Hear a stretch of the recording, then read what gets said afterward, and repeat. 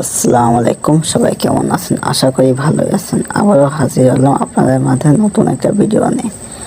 আজকেও মাগুরায় গেছিলাম। মাগুরা অনেক কাজ থাকে, প্রায়ই কাজ থাকে।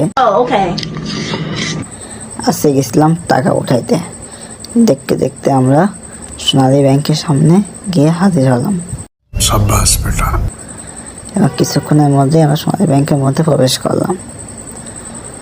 প্রবেশ করার পরে আমি আমার চেক বইটা নিয়ে সামনে হাজির হলাম। এসে দেখি ইয়া বড় লাইন। প্রায় 1 থেকে 1.5 ঘন্টা পরে টাকাটা হাতে পাই এবং সেই টাকা নিয়ে চলে এসেছি যুবনদানে এসে যুবনদানে আমার কম্পিউটার ক্লাস থাকে।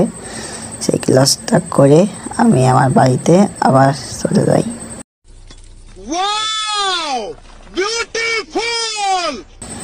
আমার চ্যানেলটাকে অবশ্যই সাবস্ক্রাইব করবেন।